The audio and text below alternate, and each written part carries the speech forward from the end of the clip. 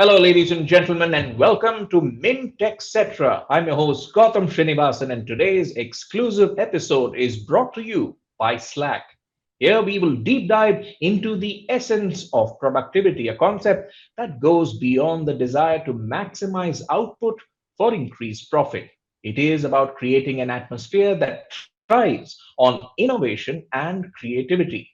In this episode, we will explore the interconnected dynamics of productivity, adaptability to change, and productivity trends that are shaping the way we work. Joining us on this journey is Rahul Sharma, Slack Country Manager India at Salesforce. Now, with an extensive background in strategy and planning, general management, and leadership, Rahul has spent the last decade of his career delivering high impact results for SaaS organizations in high impact revenue driving roles. He is a technology industry executive with over 20 years of experience in building and scaling businesses. With a passion for results, he enjoys building and rapidly growing businesses from the ground up. And in this note, great to have you on board for this conversation, Rahul. Thank you for having me, Gautam. It's a pleasure to be here with you. Fantastic. Well, Rahul, I'd like to start with a quote which reads that do the best you can until you know better, and then when you know better, do better. So, in that context, as workplaces evolve with hybrid and remote models, in your opinion, how can organizations leverage AI, automation tools, and data driven decision making to enhance productivity? Because today we are in the age of meaningfully using technology to improve productivity rather than just sort of following the herd in terms of using buzzwords for technology. The output is what is key for a lot of the workforce and for a lot of the companies where now profit is center of the narrative rather than just pure growth. So in that context, your opening thoughts on how all these technologies are enhancing workforce productivity. Yeah, you actually, hit the nail on its head. AI is a buzzword these days, and you're seeing so many organizations trying to figure out a way of how can AI impact their businesses. And we've been doing work on AI for well over 10 years now. And the way we think about it at a very foundational level, I think the foundation model of AI is built off on data, right? And there have been some good press around AI. There have been some not so good press about AI. And essentially, what it boils down to is the element of trust. I mean, how much can you trust a model to build your AI on, right? So at Salesforce and Slack, what we think about is, starting with trust. And what we need to do is demystify AI in the workplace productivity context. So we all know that AI have its own challenges. Hallucination is one of them. Trust is another one, and it really boils down to the fact that all of the AI's data model are built off on using data from various different sources, right? And if you think about it, uh, any organization who is trying to build out a data model for AI, um, using elements of large learning models, etc., want to make sure that they can rely on the source of data that they're using, right? It's not going into the hands where it can, be used for some other purpose. Right? AI is a little different when it comes to its competitors. We utilize the structured and unstructured data business data from the businesses to find information, surface recommendations, and provide summaries. In a nutshell, the way you can think about it is that Slack is the AI-powered productivity platform.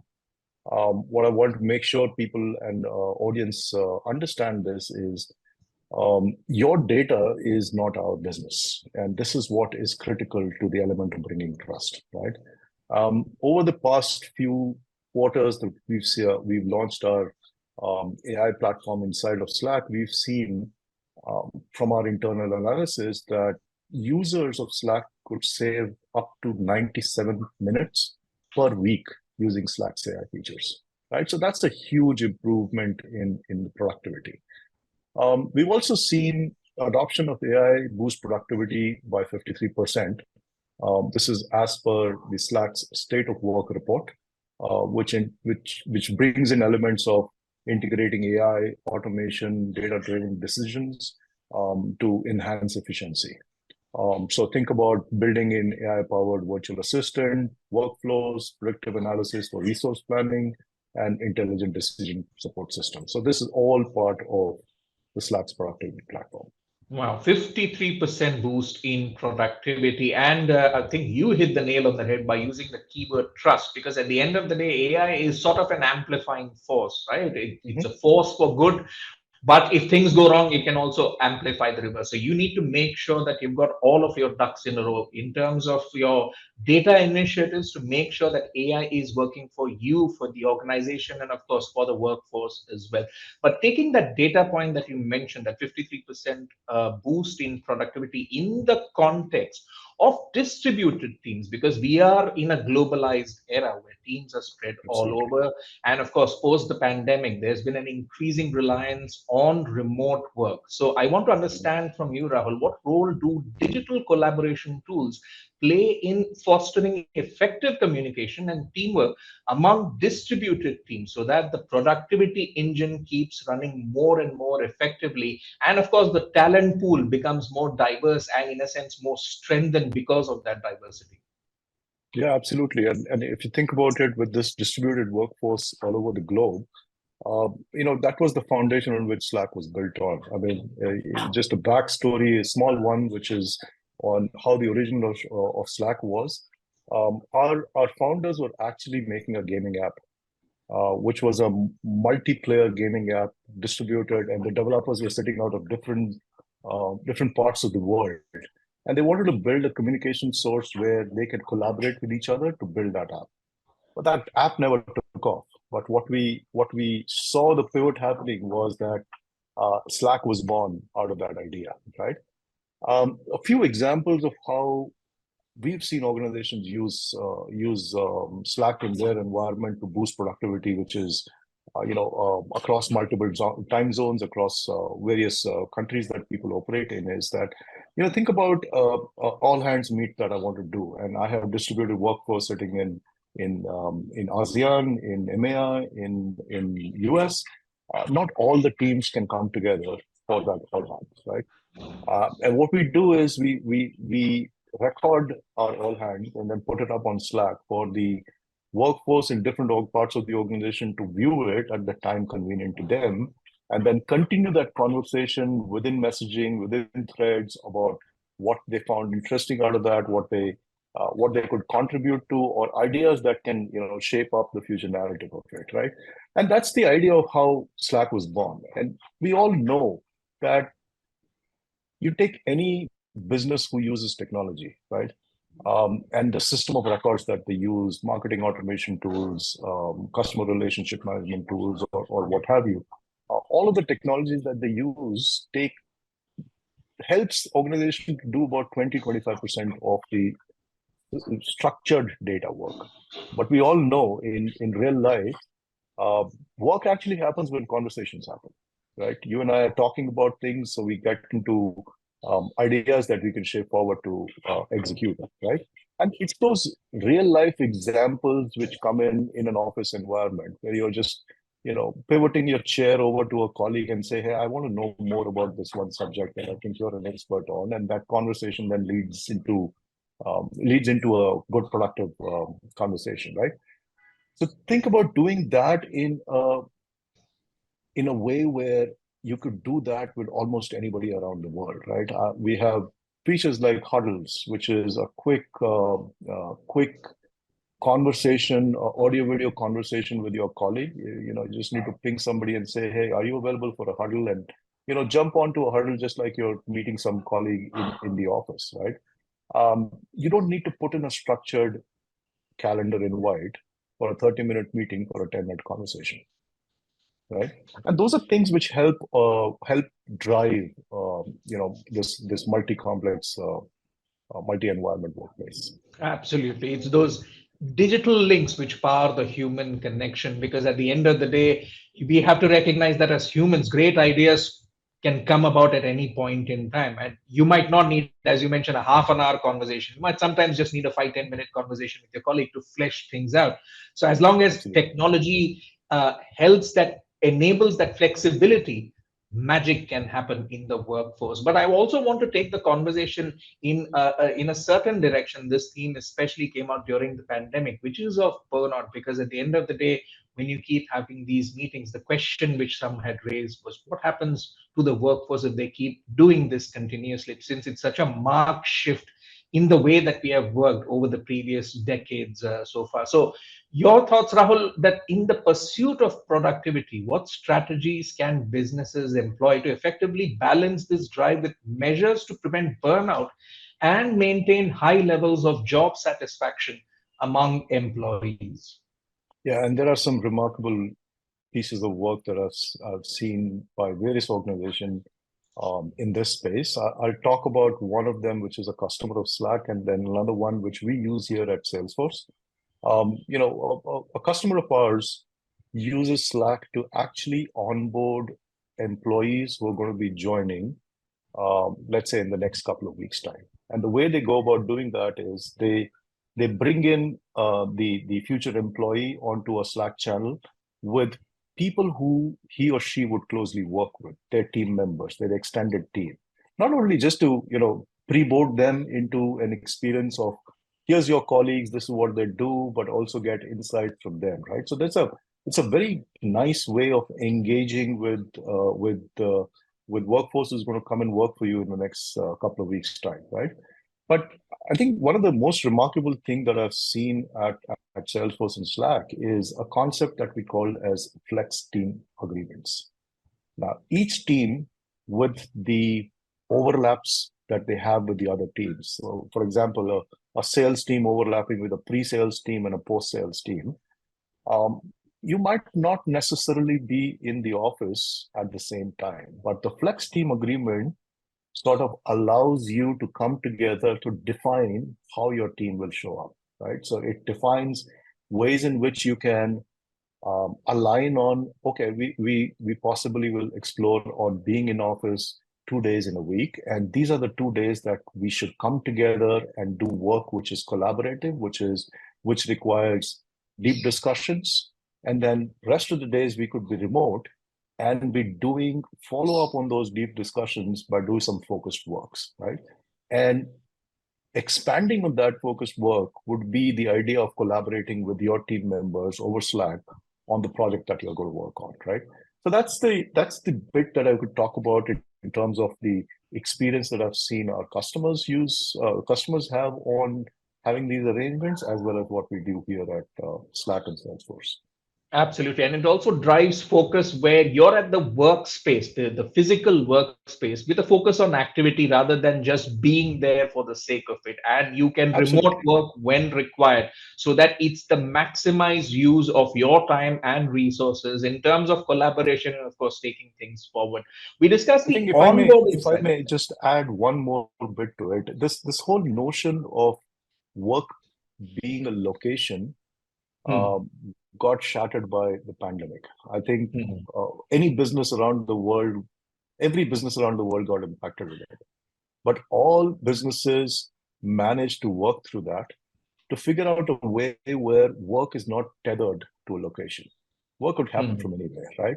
And post-pandemic, we're seeing very clear emergence of that, right? I mean, people are going into offices to collaborate and work with their colleagues, but also finding ways in which they can maintain work-life balance by continuing work and not get to that burnout state that you were mentioning earlier.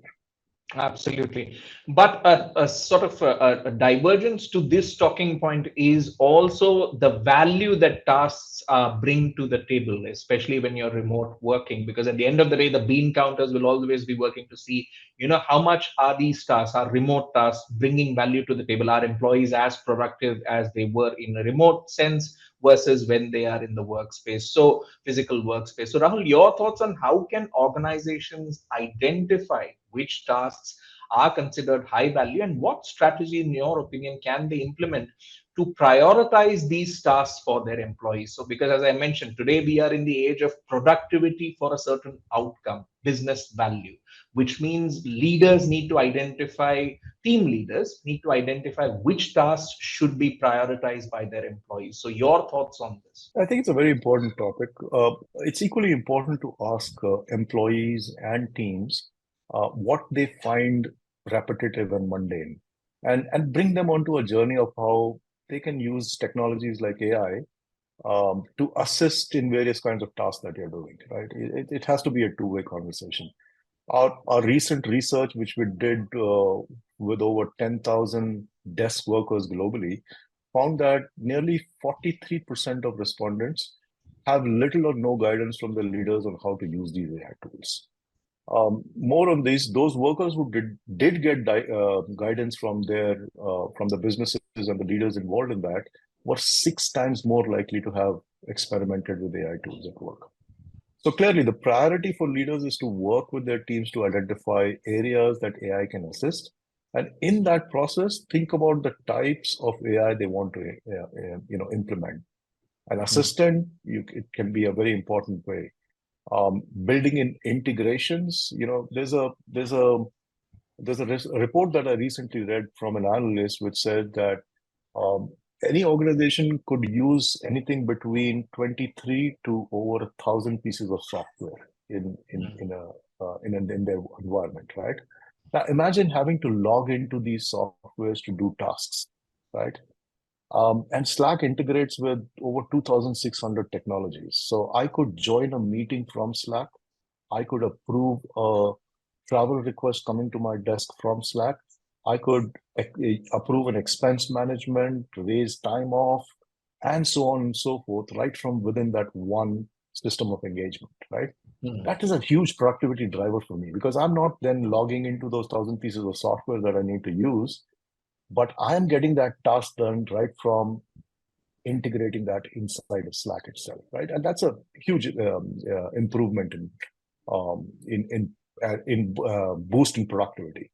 Um, if you visualize your day on how you can bring your teams together, when teams are empowered to transform their own process like this, they the result is that they deliver very highly on the KPIs that they're getting measured on, and that I think is the hero moment for productive employees.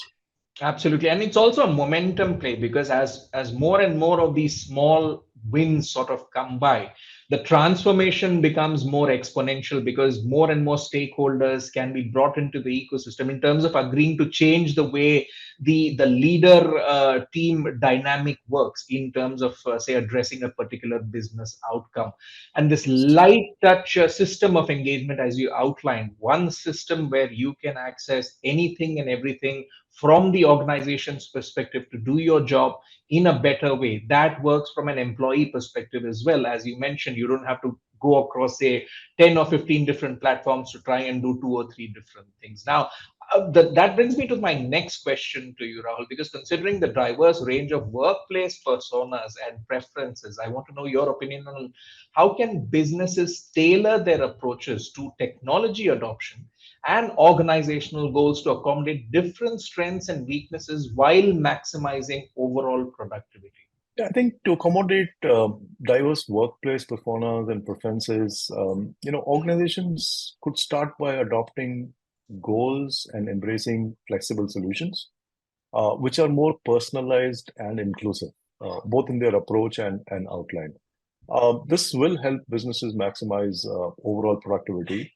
It will help in creating a adaptable work environment, and it will provide a unique strength to each persona. In India, we're an early tech adopter.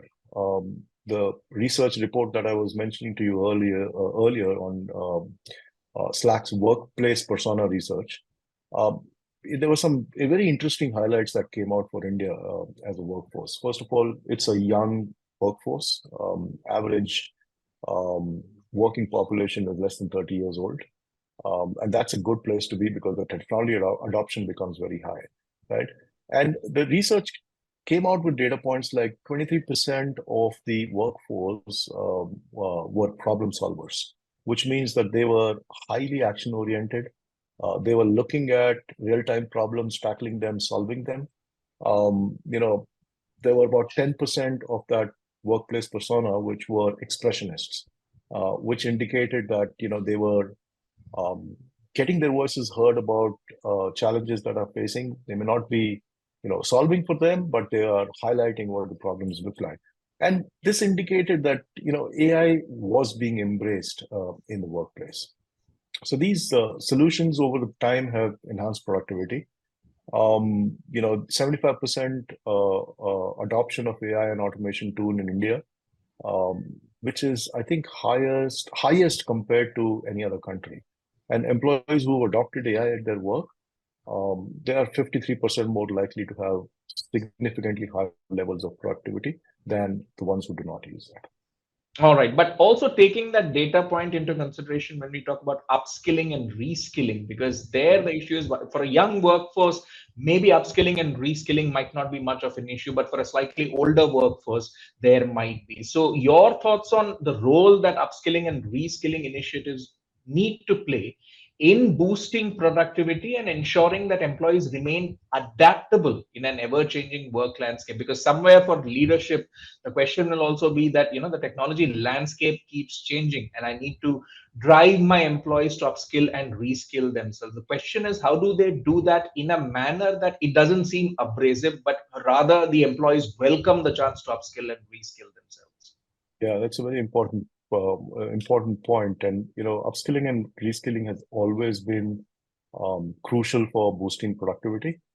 The same research that I was talking to you about, we identify five different and distinct personas from that. There was a persona called the detective, the ones who are curious. They're looking for information. They're going around finding them from various sources. To the road warrior, the people who are always out in front of the customers, talking to people in the market, and they have some amazing insights that they can bring in and share with their colleagues, right? The networkers, the one who are using the any kind of a technology to connect with others and learn more about what they're doing, right? And the problem solvers and the expressionists. I mentioned these two earlier. For instance, employees who are natural problem solvers, they need hands-on learning experience. They like to get their hands dirty, so they want to look at a problem and then dive into it to solve for it, right? Whereas a different persona, like an expressionist, might need a different approach to getting upskilled or trained, right? So if you can relate your workforce to these five different kind of personas that exist, according to the Slack's research, you will find that you can apply unique learning methodology and upskilling initiatives to help all of them upskill. And AI is in the center of it. It clearly, there are a lot of workers who need to upskill, and the global use of AI in the workplace um, is at about 24%, which means 1 in 4 desk workers have not even tried AI. If you were to insert AI into that, you would get at least about 80% more productivity. Hmm. And separating the hype from reality, when we look at AI, it's now seen more as an augmentative force. But the question is, from the different personas that you have listed, from the detectives to the road warriors to the networkers, the question is, what role is AI and automation going to play in kind of freeing them up to do what they do best? So, your thoughts on what AI and automation tools are going to do in terms of streamlining repetitive tasks and helping free up employees to focus on more strategic and creative endeavors. Because I suspect we've just scratched the surface in terms of the possibilities. So, what do you see things panning out in the next, say, 2 or 3 years?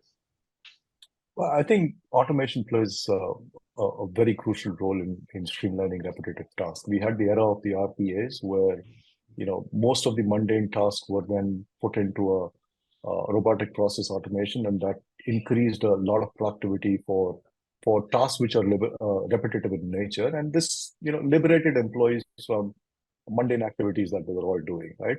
But you combine this with AI, these tools then start doing some transformation work, right? And they discover new ways to innovate on their own. According to the research, what we found out was that 91% of respondents told us that automating routine tasks boosts their productivity, and not surprisingly, it saves them about 5 hours a week by automating those tasks. A few examples that I can share with you is, workflow builder. You can automate your routine tasks, connect, applications to your system, streamline your data flow, and get time freed up for more strategic and creative endeavors, right? And workflow it might seem like, a technology term which could be heavy to use, but in the real world, it's now become low code and no code, which means that on an average, if you don't have technical skills also, you could still build workflows for yourself, right? Imagine, examples of where I've seen workflow come in is, senior leadership in an organization are requested more often than not from their workers across the world to provide executive coverage for upcoming customer meetings, right? And it takes some while for them to prepare for it, because you've got to have a briefing document put together. You've got somebody else to come in and brief the person about who you're meeting when you're meeting.